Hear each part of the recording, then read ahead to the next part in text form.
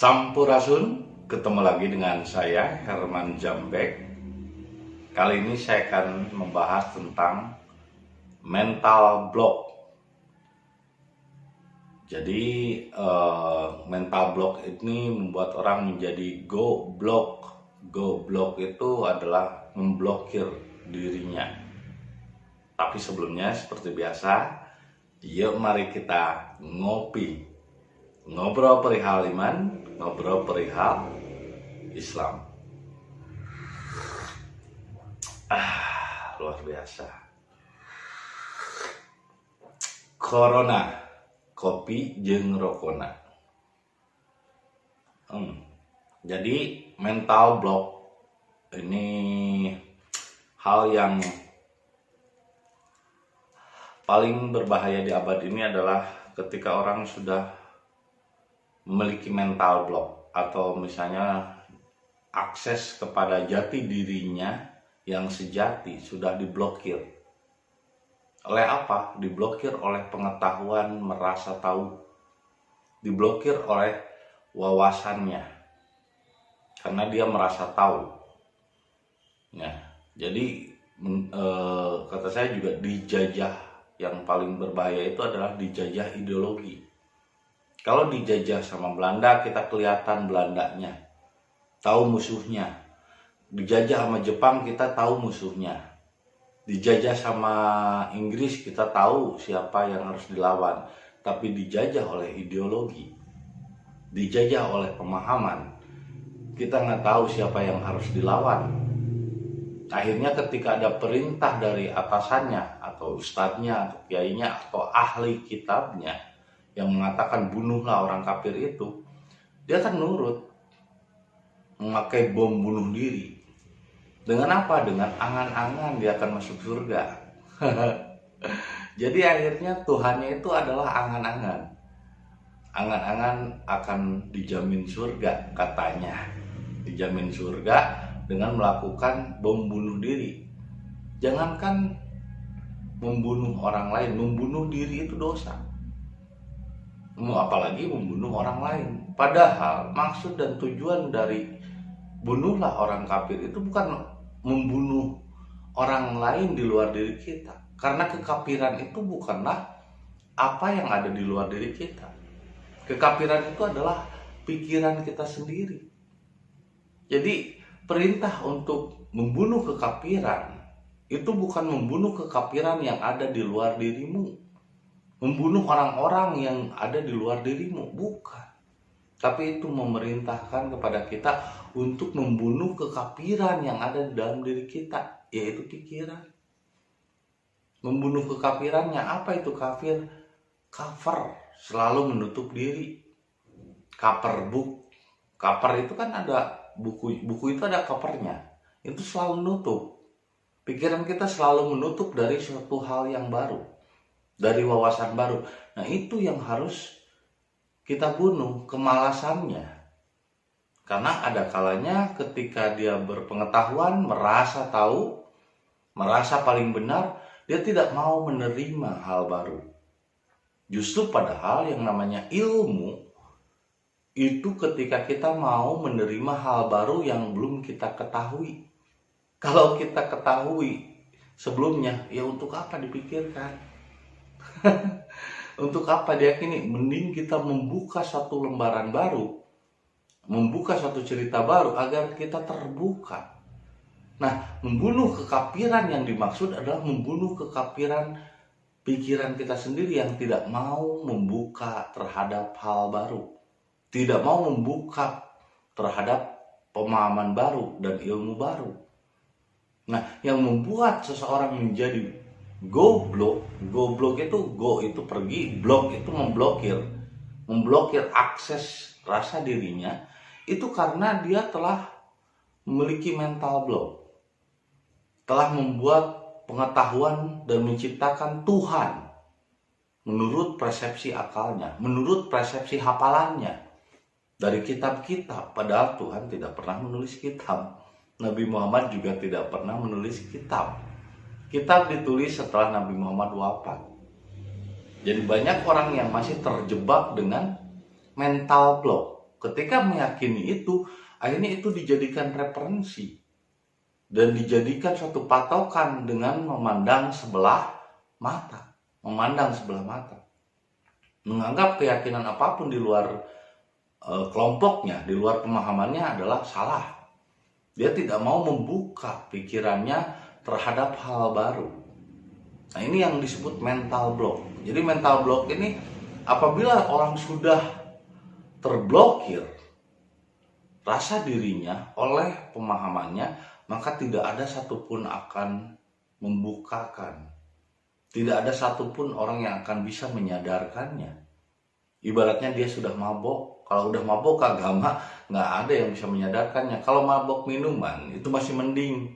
Sekarang minum, besok bisa sadar lagi. Kalau mabok agama, bahkan sampai mati pun dia tidak akan pernah sadar. Kecuali Tuhan memberi hidayah kepadanya. Kalau tidak memberi hidayah, Tuhan tidak akan terbuka akses pikirannya. Karena dia sudah terblokir oleh apa? Oleh keyakinannya kepada kitab. Padahal Tuhan tidak pernah menulis kitab. Dan menurut saya kitab itu adalah suatu fitnah kepada Allah dan kepada Rasulnya. Karena Nabi Muhammad tidak pernah menulis itu. Sehingga ketika orang yakin kepada itu dan memandang sebelah mata, tanpa sadar sebetulnya Dajjal itu lahir dari keyakinannya sendiri.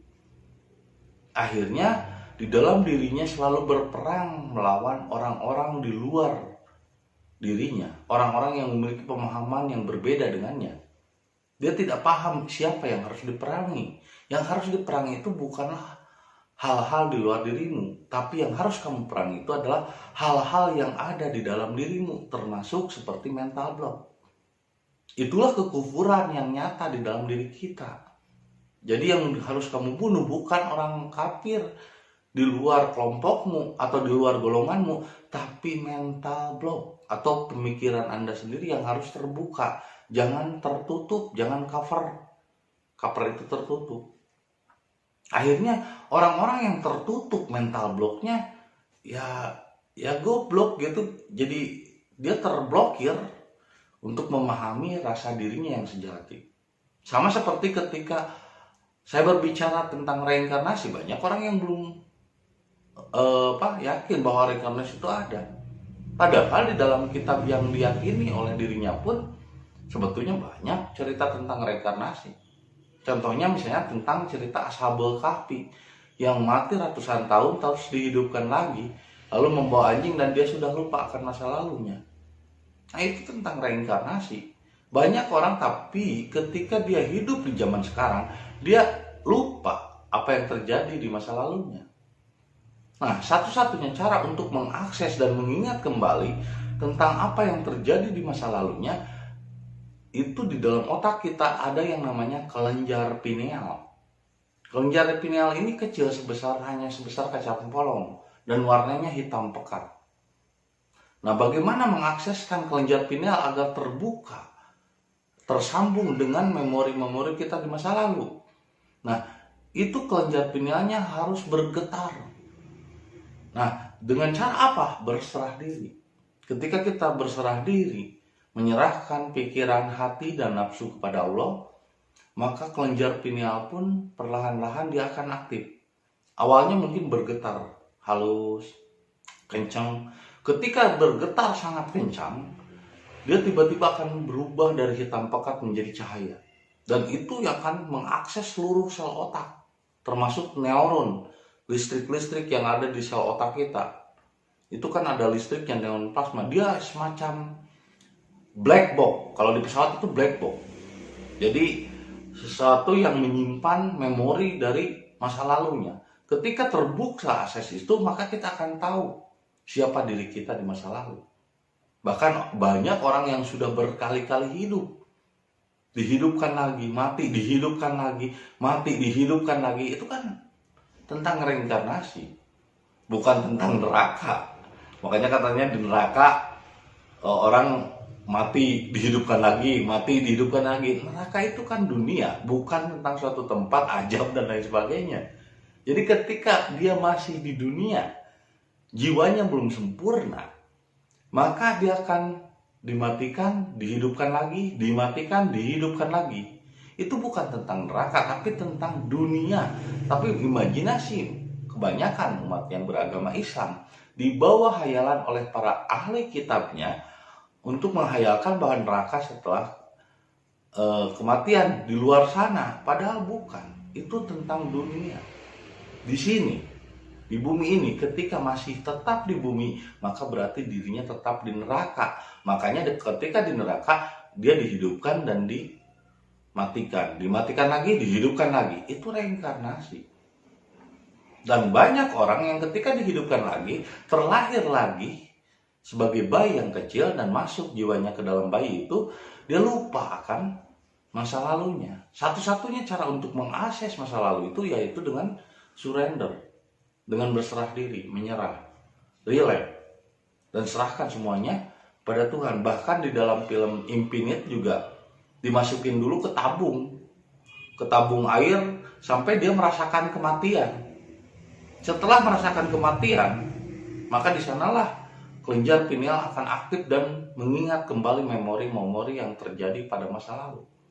Jadi ada akses di dalam otak kita, gerbang jiwa, saya menyebutnya kursi jiwa atau baitullah, yaitu kelenjar pineal. Jadi baitullah itu adanya di sini, di otak bagian tengah, kelenjar pineal. Bahkan yang namanya hatil ilham pun itu di kelenjar pineal. Ketika kelenjar pinealnya aktif, terus dia bergetar, ketika terus bergetar dengan kencang, akhirnya berubah jadi cahaya, dan itu akan mengakses semua informasi teknologi masa lalu, masa depan, dan lain sebagainya.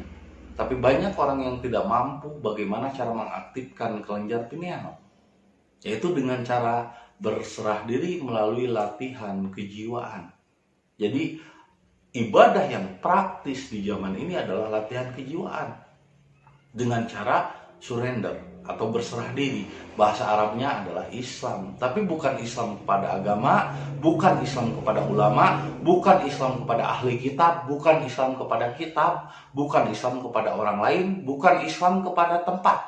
Islamnya adalah ke dalam, berserah diri ke dalam. Karena berserah ke dalam diri, bukan keluar ke suatu tempat, ke ulama, ke kitab, menurut orang lain. Kita beribadah bukan untuk orang lain, kita beribadah untuk dirinya sendiri. Kalau kita masih beribadah menurut orang lain, berarti ibadah kita bukan kepada diri, tapi kepada orang. Kalau kita ibadah menurut kata orang lain, hanya ikan mati yang berenang mengikuti arus. Kalau ikan hidup, dia berenang melawan arus. Sedangkan saya adalah arus itu sendiri. Sehingga dengan apa yang saya sampaikan ini membawa suatu perubahan baru. Nah, orang-orang yang terblokir mentalnya, dia tidak mau menerima pembaruan. Dia pengennya selalu yang dulu aja lah. Kita ngikutin bapak-bapak, kakek-kakek, ajaran-ajaran leluhur aja. Jadi disebutnya abaham, abahana, abahum, mengikuti ajaran, kebiasaan, tradisi leluhur nenek moyang. Masih mending kalau mengikuti tradisi leluhur nenek moyangnya Nusantara. Ini kita ngikutin tradisi nenek moyangnya orang Arab. Orang Arabnya bukan orang Arab sekarang lagi. Orang Arabnya Arab jadul. Jadi kita lebih bangga mengikuti tradisi bangsa asing. Mengikuti tradisi nenek moyangnya orang Arab. Bukan mengikuti tradisi atau nenek moyangnya orang Indonesia. Padahal tradisi dan budaya nenek moyang kita tidak jauh lebih hebat kok daripada tradisi orang Arab. Kenapa kita harus ngikutin tradisi orang lain? Nah, kalau masih mengikuti tradisi masa lalu, tapi yang lebih baik, yang disebut orang-orang yang memiliki jiwa, adalah orang-orang yang berbudaya. Budaya itu berkembang mengikuti perkembangan zaman, selaras. Dia mampu mengikuti perkembangan zaman, fleksibel, dan berakselerasi dengan zaman. Itulah budaya, berkembang dan selalu baru. Facebook aja update kok, YouTube aja update. Masa ibadah gitu-gitu aja kayak zaman dulu? Akhirnya ketinggalan. Nah, ini orang-orang yang sudah terblokir mentalnya. dengan pemahaman merasa dirinya paling benar. Anna robbakumul a'la, agamakulah yang paling benar, ajarankulah yang paling benar. Itulah pernyataan Fir'aun kepada Musa ketika Musa memberi sesuatu tawaran baru, suatu hal baru, membuka akses pikirannya, membuka mentalnya supaya menjadi orang-orang yang terbuka, atau al-fatihah, pembukaan, terbuka. Ketika terbuka pikirannya, maka akan lebih mudah untuk mengakses jiwa agar kontak dengan Tuhan. Tapi kalau belum terbuka pikirannya atau cover karena mental block itu, akhirnya orang-orang jadi goblok, jadi pada bego. Makanya ada istilah orang bodoh, orang goblok itu lebih banyak bicara, sedangkan orang cerdas lebih banyak diam. Tapi maksudnya dan artinya apa? Nah, kita jangan membiarkan orang-orang bodoh itu terus bicara. Akhirnya membuat pembodohan kepada massa, kepada umum. Nah, sementara orang pintar hanya diam saja. Makanya kejahatan dan kebodohan tidak akan pernah berhenti. Bahkan kemiskinan pun akan terus menurun. Menurun dari kakek buyutnya ke anak cucunya, selama orang-orang yang cerdas, yang memahami ilmu yang sebenarnya hanya diam dan menonton. Makanya sekarang orang-orang yang cerdas, orang-orang yang pintar, jangan diam saja, jangan nonton saja. Karena udah terlalu banyak Indonesia itu dipenuhi orang-orang yang goblok, yang mental block, yang mengajarkan kepada umat, yang akhirnya semakin banyak orang yang bodoh. Akhirnya jadi tidak percaya reinkarnasi, tidak percaya kenyataan hidup, pengennya selalu hayalan, surga, neraka, bidadari, itu kan hayalan. Sementara reinkarnasi bukan hayalan, itu nyata, dapat dirasakan dan banyak bukti-buktinya. Saya aja punya ponakan, pas saya lihat, oh ini kakeknya nih, kakeknya dari zaman dulu gitu kan. Tapi kan banyak orang yang nggak percaya. Makanya kenapa ponakan saya itu kok cerdas amat. Padahal saya lihat ternyata itu kakeknya yang turun kepada cucunya. Jadi banyak yang di Sunda juga disebutnya nitis dan lain sebagainya. Ya kan, bahkan sekarang lagi viral itu ada yang mirip dengan Nike Ardilla, wajahnya cantik. Dan itu bukanlah suatu kebetulan atau apapun, karena memang banyak orang yang belum selesai dengan dirinya dan istilahnya belum berserah diri, maka dia akan terus reinkarnasi sampai sempurna jiwanya. Ketika dia sudah mengenal berserah diri, maka berhenti reinkarnasinya dan dia kembali menjadi dirinya yang sejati, menemukan dirinya. Tapi mengakses kelenjar pineal, dia akan tahu informasi di masa lalunya. Gunanya untuk apa? Gunanya untuk meluruskan sejarah yang sekarang dikarang. Sejarah itu fakta, bro. Sejarah itu yang sudah terjadi. Misalnya seperti saya sekolah SD di Pangkalan, itu fakta dan gak bisa dirubah. Jadi, tapi tidak sedikit sejarah di zaman ini dikarang, dibuat-buat sama manusia, dijadikan prasangka. Dulu Nabi Muhammad begini begitu, padahal ngelihat juga enggak zaman Nabi Muhammad.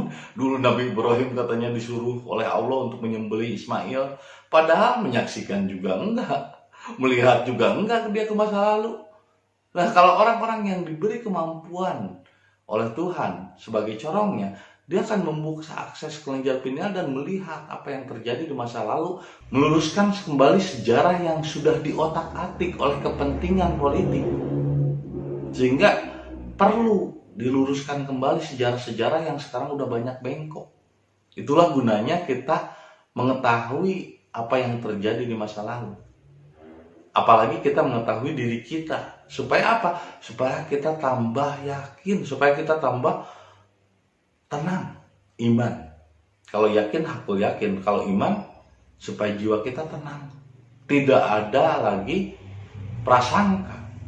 Lalu kenapa tiba-tiba ketika kita lahir di zaman sekarang, kita lupa dengan masa lalu sehingga kita tidak tahu kesalahan apa yang telah kita lakukan. Makanya kenapa kita masuk dalam casing baru, supaya kita benar-benar rileks, menyerah. Karena dengan menyerah, semua kesalahan di masa lalu akan dihapuskan. Dan kita justru menularkan, memvibrasikan energi positif 7 ke bawah dan 7 ke atas. 7 ke bawah maksudnya keturunan, 7 ke atas ke leluhur kita.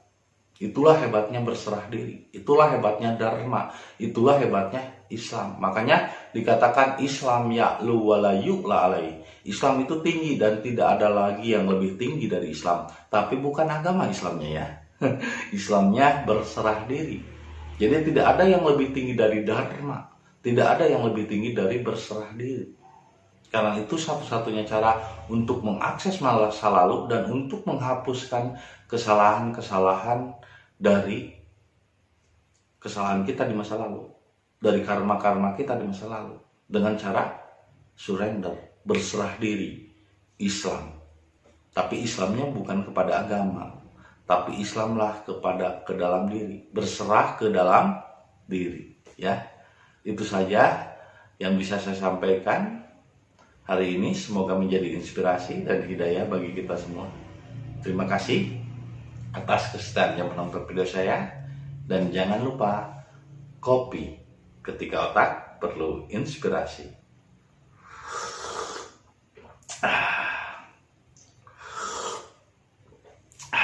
Sampai jumpa lagi di video-video berikutnya. Sampurasun.